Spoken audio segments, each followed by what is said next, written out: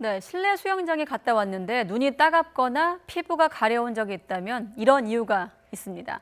불시에 점검을 해봤더니 두 곳 가운데 한 곳은 물속의 염소 수치가 기준을 초과해서 질병을 일으킬 수 있는 상태였습니다. 그런데 더 큰 문제는 수질 관리를 운영자 자율에 맡기고 있다는 데 있습니다. 박수정 기자가 취재했습니다. 지난 8월 말에 문을 닫은 부산 YMCA 실내 수영장.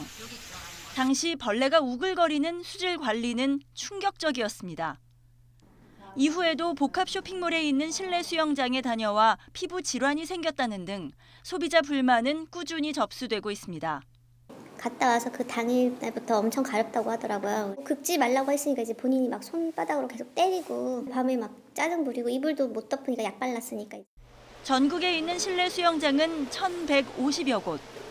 한국소비자원이 수도권에 있는 공공실내 수영장 가운데 20군데를 무작위로 골라 불시에 점검했습니다. 소독에 쓰이고 물속에 남아있는 유리 잔류 염소가 기준을 초과한 곳이 4곳. 너무 적어서 세균 번식 위험이 있는 곳이 한 곳이었습니다. 물속 염소가 사람의 땀 같은 오염물과부터 생기는 결합 잔류 염소는 국내 기준이 없어 WHO 규정으로 봤을 때 또 다른 수영장 5곳에서 기준치를 넘었습니다. 이런 결합 잔류 염소가 많을수록 물이 오염됐다고 볼 수 있습니다. 특히 천식이나 폐렴을 유발할 수 있다는 연구 결과가 있습니다.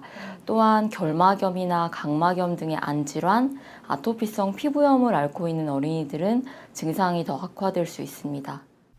결국 점검한 수영장 20곳 가운데 절반은 염소 수치가 기준에서 벗어난 건데 문제는 수질 관리가 현재 운영자 자율에 맡겨져 있다는 겁니다. 문체부에서 아직 국회에 제출하지 않은 법안 개정안을 보면 1년에 2차례 의무적으로 수질 검사를 해야 하지만 이용자 수나 계절 등에 따라 달라지는 항목별 검사 주기는 따로 없습니다.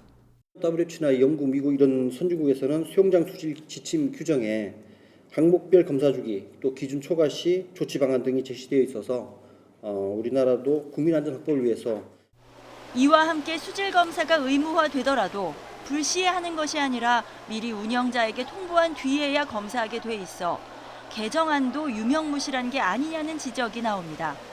YTN 박소정입니다.